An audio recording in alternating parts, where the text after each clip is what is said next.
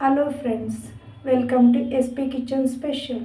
ಇವತ್ತಿನ special instant puliyogare ಪೌಡರನ್ನು ಬಳಸ್ಕೊಂಡು 5 ನಿಮಿಷದಲ್ಲಿ ಪುಳಿಯೋಗರೆನ ಯಾವ ರೀತಿ ಮಾಡೋದು ಅಂತ ನೋಡೋಣ ಬನ್ನಿ. ಇವತ್ತಿನ ವಿಡಿಯೋ ಮುಖಾಂತರ MTR ಪುಳಿಯೋಗರೆ ಪೌಡರ್ ಬಳಸಿಕೊಂಡು ಕೇವಲ 5 ನಿಮಿಷದಲ್ಲಿ ತುಂಬ ರುಚಿಕರವಾದ ಪುಳಿಯೋಗರೆ ಯಾವ ರೀತಿ ಮಾಡುವುದು ಅಂತ ತೋರಿಸುತ್ತಿದ್ದೇನೆ. ನೋಡೋಣ ಬನ್ನಿ. ಮೊದಲಿಗೆ ನಾನು ಫ್ರೈ ಪ್ಯಾನ್ ಇಟ್ಟು 100 ml ನಷ್ಟು ಎಣ್ಣೆಯನ್ನು ಸೇರಿಸಿಕೊಳ್ಳುತ್ತಿದ್ದೇನೆ. ಎಣ್ಣೆ ಚೆನ್ನಾಗಿ ಬಿಸಿಯಾದ ಮೇಲೆ 100 ಗ್ರಾಂ ಅಷ್ಟು ಕಡಲೆಕಾಯಿ ಬೀಜವನ್ನು ಸೇರಿಸಿಕೊಳ್ಳೋಣ. ಮೀಡಿಯಂ ಫ್ಲೇಮಲ್ಲಿ ಸ್ವಲ್ಪ ಕಡಲೆಕಾಯಿ ಬೀಜದ ಕಲರ್ ಚೇಂಜ್ ಆಗುವವರೆಗೂ ಫ್ರೈ ಮಾಡಿಕೊಳ್ಳೋಣ. ನೋಡುತ್ತಿರಬಹುದು, ಕಲರ್ ಚೇಂಜ್ ಆಗಿದೆ. ಒಂದು ಬೌಲ್ಗೆ ತೆಗೆದುಕೊಳ್ಳೋಣ. ತೆಗೆದುಕೊಂಡ ನಂತರ ಪಕ್ಕದಲ್ಲಿಡೋಣ. ಅದೇ ಎಣ್ಣೆಗೆ 1 ಟೀ ಸ್ಪೂನ್ ಸಾಸಿವೆ ಸೇರಿಸಿದ್ದೀನಿ.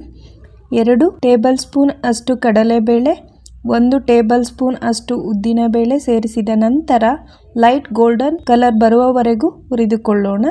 ಇದಕ್ಕೆ ಸ್ವಲ್ಪ ಇಂಗು ಸೇರಿಸಿಕೊಳ್ಳುತ್ತಿದ್ದೇನೆ.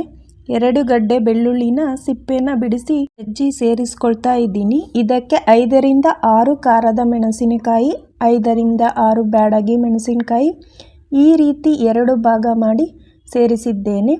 2 ಕಡ್ಡಿ ಕರಿಬೇವಿನ ಸೊಪ್ಪು ಸೇರಿಸುತ್ತಾ ಇದ್ದೇನೆ.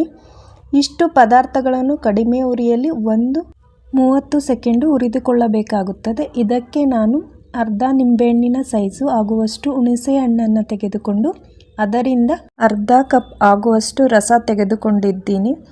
ಒಂದು ಬಾರಿ ಮಿಕ್ಸ್ ಮಾಡೋಣ. ಇದಕ್ಕೆ 1 ಟೀ ಸ್ಪೂನ್ನಷ್ಟು ಬೆಲ್ಲ ಸೇರಿಸಿದ್ದೀನಿ. ರುಚಿಗೆ ತಕ್ಕಷ್ಟು ಉಪ್ಪು ಸೇರಿಸಿದ್ದೀನಿ. ಬೆಲ್ಲ ಹಾಕೋದ್ರಿಂದ ಪುಳಿಯೋಗರೆ ತುಂಬ ರುಚಿಯಾಗಿರುತ್ತೆ. ಮಸಾಲ ಸ್ವಲ್ಪ ಗಟ್ಟಿಯಾಗುವವರೆಗೂ ಕುದಿಯಲು ಬಿಡಿ. ತುಂಬ ಗಟ್ಟಿಯಾಗಬಾರದು. ಇಷ್ಟಾದರೆ ಸಾಕಾಗುತ್ತದೆ. ಇದಕ್ಕೆ ನಾನು 2 ರೂಪಾಯಿಯ MTR ಪುಳಿಯೋಗರೆ ಪೌಡರನ್ನು ಸೇರಿಸುತ್ತಿದ್ದೇನೆ. ನೀವು ಬೇರೆ ಯಾವ ಪುಳಿಯೋಗರೆ ಪೌಡರನ್ನಾದರೂ ಸೇರಿಸಬಹುದು. 30 ಸೆಕೆಂಡ್ ಕಡಿಮೆ ಉರಿಯಲ್ಲಿ ಬಿಸಿಯಾದರೆ ಸಾಕು. ಸ್ಟವ್ ಸ್ವಿಚ್ ಆಫ್ ಮಾಡಿ ಕೊನೆಯಲ್ಲಿ ಸ್ವಲ್ಪ ಕೊತ್ತಂಬರಿ ಸೊಪ್ಪನ್ನು ಸೇರಿಸಿಕೊಂಡು ಒಂದು ಬಾರಿ ಮಿಕ್ಸ್ ಮಾಡಿ. ಪುಳಿಯೋಗರೆ ಗೊಜ್ಜು ರೆಡಿಯಾಗಿದೆ. ಒಂದು ಬೌಲ್ಗೆ ಅರ್ಧ ಸೆಪ್ರೇಟ್ ಮಾಡಿ ತೆಗೆದುಕೊಂಡಿದ್ದೇನೆ. ಪ್ಯಾನ್ನಲ್ಲಿ ಇರುವಂತಹ ಪುಳಿಯೋಗರೆ ಗೊಜ್ಜಿಗೆ 1 ಬೌಲ್ ಅನ್ನವನ್ನು ಸೇರಿಸಿದ್ದೇನೆ. ಮಿಕ್ಸ್ ಮಾಡಿಕೊಳ್ಳೋಣ. ಇದಕ್ಕೆ ಹುರಿದಿಟ್ಟ ಕಡಲೆ ಬೀಜವನ್ನು ಸೇರಿಸಿದ್ದೇನೆ. ಒಂದು ಬಾರಿ ಚೆನ್ನಾಗಿ ಮಿಕ್ಸ್ ಮಾಡಿದರೆ ಸಾಕು, ಪುಳಿಯೋಗರೆ ರೆಡಿಯಾಗುತ್ತದೆ. 5 ನಿಮಿಷದಲ್ಲಿ ರೆಡಿ ಮಾಡುವಂತಹ ರೆಸಿಪಿ.